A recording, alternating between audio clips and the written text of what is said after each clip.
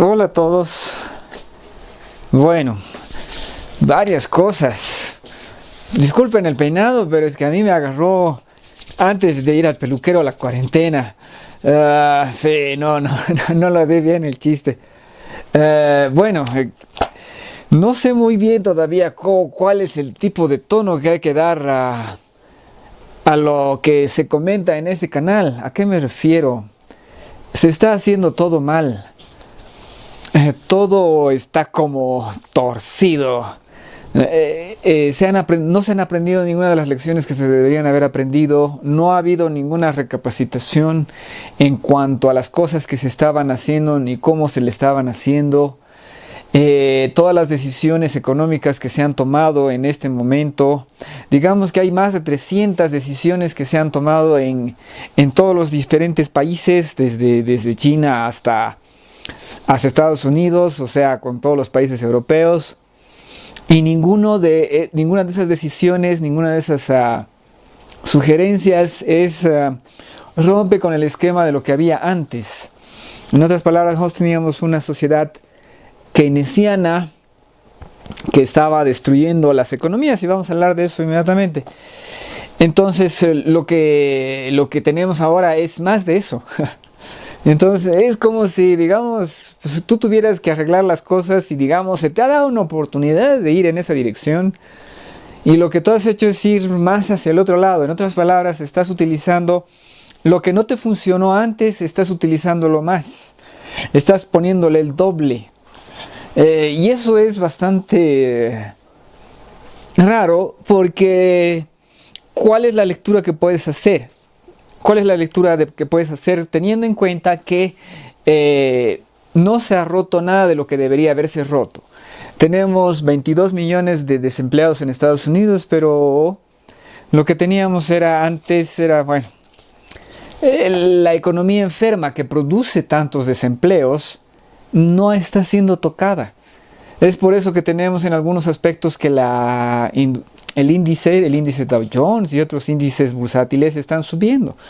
Suben por momentos y tú ves cómo puede subir esto si esto está tan mal. Entiendo que esto se detenga. En otras palabras, que la gente ya no venda, que ya no compre, digamos. ¿Por qué? Porque si son inversiones, yo me quedo con... Bueno, larguísima la historia. Pero vayamos directamente al tema. Pero antes me haré algo de propaganda. Esta es una historieta.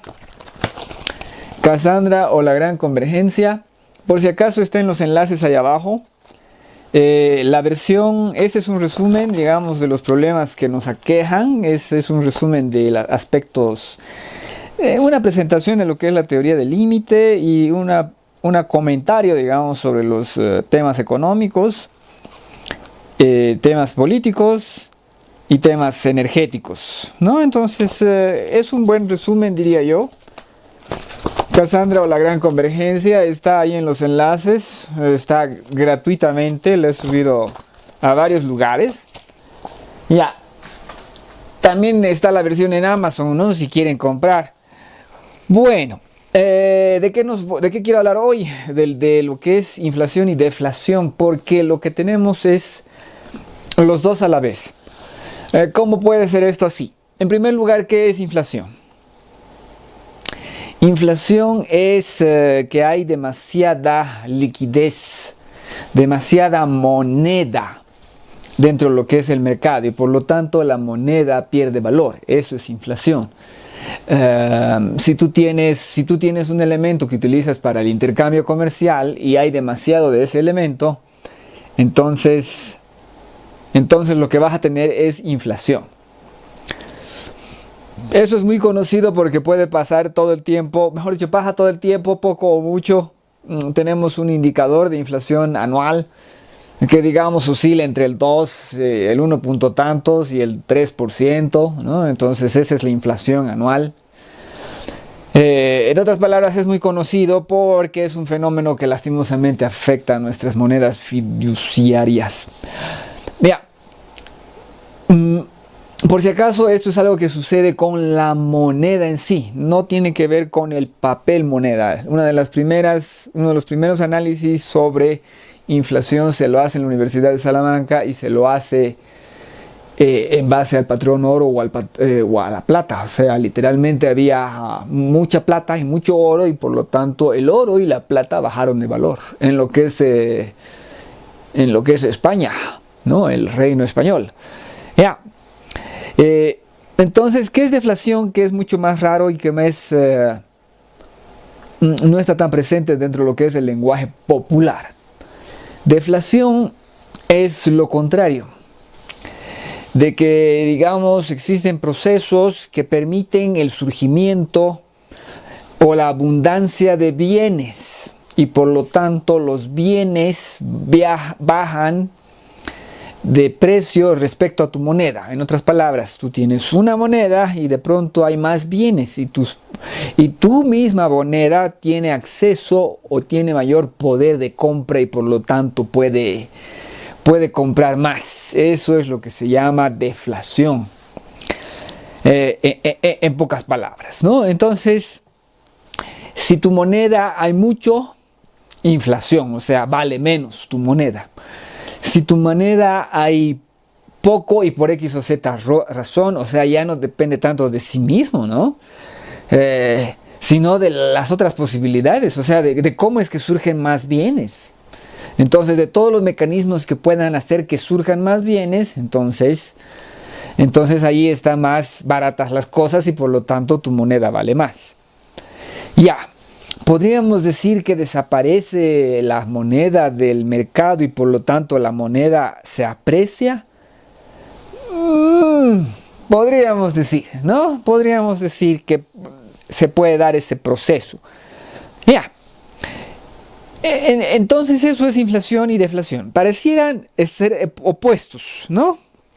Pareciera que o tienes uno o tienes el otro, y de que no pueden estar los dos presentes a la vez, porque no puedes tener a la vez demasiado dinero y muy poco dinero. No puede haber ese choque. O sea, es una contradicción decir que hay o que puede haber los dos a la vez. Pero veamos qué es lo que produce verdaderamente inflación. Y la inflación no tiene que ver con la impresión de billetes, sino con la circulación de moneda. En otras palabras, si circula, si todo el mundo tiene billetes, entonces los billetes bajan de precio, o sea, baja su valor. Si todo el mundo tiene oro y tiene plata, entonces las cosas suben de precio, y por lo tanto tu moneda ha bajado de valor. En otras palabras, la circulación de moneda es lo que permite la devaluación de la moneda y por lo tanto la inflación. Ya, pero entonces es la circulación la que tiene que hacer eso. De otra manera, el dólar en este momento no valdría nada de nada. Y el dólar está sosteniendo lo que es la economía de los derivados y otras construcciones matemáticas.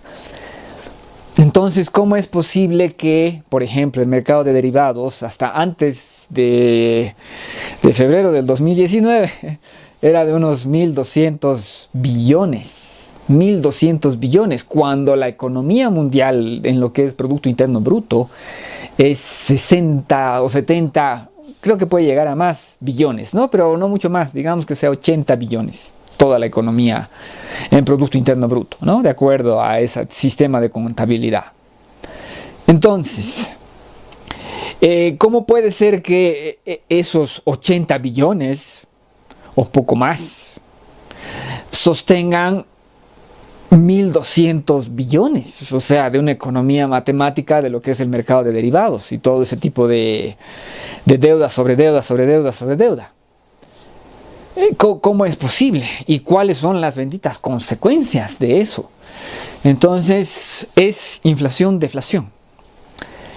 En primer lugar, recordemos que un esquema eficiente de lo que es, siguiendo el teorema de Pareto, digamos, o la teoría de eficiencia de Pareto, un esquema eficiente tiene esa estructura, ¿no? Unos cuantos ricos, una clase media un poco más amplia y un grupo pobre, ¿no? Es por eso que deberíamos, si tú quieres ayudar a este mundo, no te debes enfocar en aniquilar la pobreza, sino ni en hacerla desaparecer para nada, sino de que la pobreza tenga un nivel de vida digno, punto. En otras palabras, que toda la gente diga, soy pobre y sea feliz. Prácticamente es eso. Pero ¿cuál es el punto? El punto es de que tenemos una estructura piramidal, ¿no? Esa es una estructura eficiente. Pero hoy por hoy no tenemos eso. Lo que hoy tenemos es como una especie de estructura platillo. En otras palabras, tenemos un sector con muchísimo dinero, sumamente estirado, y que son 8 pelagatos. Y digamos, tú tienes una clase media diminuta y tienes un mar de miseria. Entonces, esa es la estructura económica mundial. ¿Y por qué se da eso? Y entonces eso ahí tiene que ver la intervención keynesiana. ¿Dónde interviene la intervención? ¿Dónde interviene esto?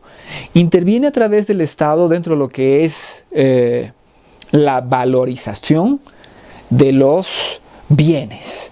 En otras palabras, tú tienes un auto y vale mucho. ¿Y por qué vale mucho? Porque el sistema está trabajando para que eso valga mucho. En este caso, los bienes que valen mucho son las inversiones, las llamadas inversiones en bolsa, las llamadas inversiones en lo que es la banca shadow bank, la banca negra, que son fondos de inversiones, todo ese dinero que está ahí metido para especular, para comprar deuda o lo que fuere. Entonces tú tienes que a cierto grupo de personas que tienen bienes, que tienen dinero extra, que tienen liquidez para invertir en inversión, no solamente en cajas de ahorro, sino en inversiones, en otras palabras, en inversiones que van a pagar más que tu caja de ahorro, pero con riesgo. Entonces tú tienes ahí un montón de dinero respaldado por el Estado. Y las liquideces y todo lo que se está haciendo en este momento es respaldar esa estructura, es respaldar que mucha gente tenga muchas cosas que valen dinero. Porque hemos dicho y lo hemos visto como positivo que eso valga dinero. Entonces tú tienes demasiado dinero que está circulando ahí arriba. Y ahí es donde hay la inflación. Las cosas ahí valen un montón, o sea... entonces, para los propios ricos, o sea, ¿cuánto cuesta un departamento en Manhattan? Digamos, 60, 50 millones un departamento. 50 millones de dólares un departamento. ¡Ay, Dios! O sea, y tú tienes ahí muchísimas personas con todo ese dinero, ese poder de compra. Pero el problema es que no puede ser así gratis, o sea, no puede haber mucho dinero en un lugar sin consecuencias para lo que es el otro lugar. Y ahí tú tienes la miseria extendida, repartida por todas partes, porque lo que sucede es un efecto deflacionario aquí de su propia mano de obra, o sea, ellos son los que valen menos. O sea, yo tengo moneda, pero la moneda circula aquí arriba, no circula aquí abajo. Entonces, como aquí abajo hay poco, hay deflación. Deflación del valor de tu trabajo. Todos esos trabajos de lo que son economía de la pega, la gig economy, todos los conductores de Uber, todos los benditos, todas las personas que sirven en McDonald's, todo ese trabajo de lo que es sector servicios, o sea, ¿servicio a quién? El 70% de la economía de Estados Unidos es sector servicios.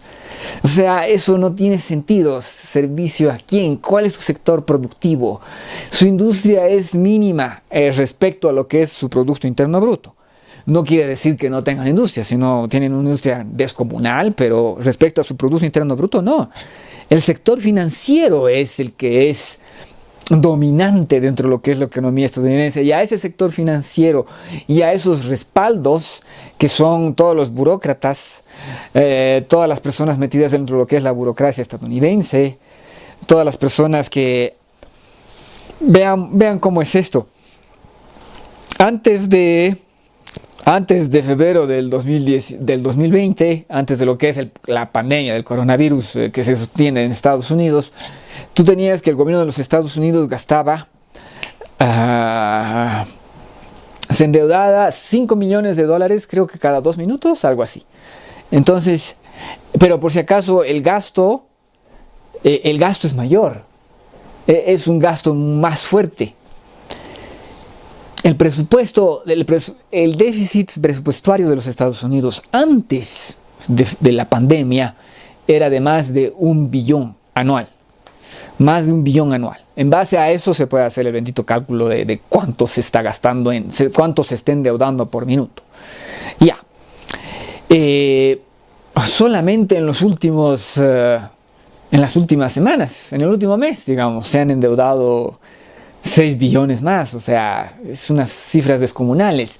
Se han prestado, bueno, entonces esas son las consecuencias, o sea, es un descomunal monto de dinero.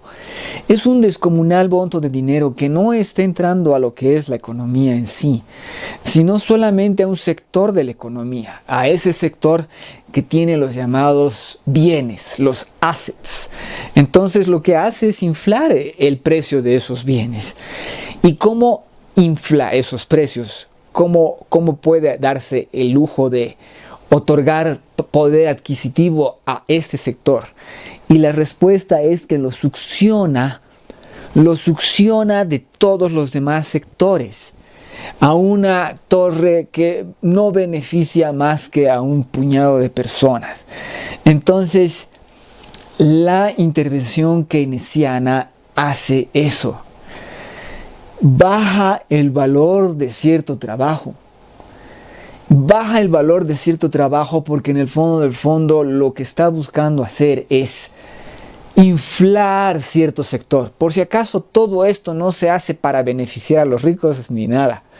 Todo esto se hace porque son las consecuencias, bueno, en primer lugar con las mejores intenciones, pero ¿por qué se hace? Porque son las consecuencias inevitables de lo que es una política keynesiana. En otras palabras, una política keynesiana siempre acaba concentrando la riqueza en las manos de unos pocos. En cambio, si fuese libre mercado, eso quiere decir que tú y yo podríamos decidir quién consume, quién no consume. En ese caso, la moneda no estaría destrozando la economía, sino permitiendo que exista la estructura eficiente de acuerdo a lo que es las propuestas de Pareto. Bueno, creo que he dado siquiera una miradita a lo que es este bendito problema y ya me dirá la gente qué le pareció. Como siempre, muchísimas gracias por tu atención.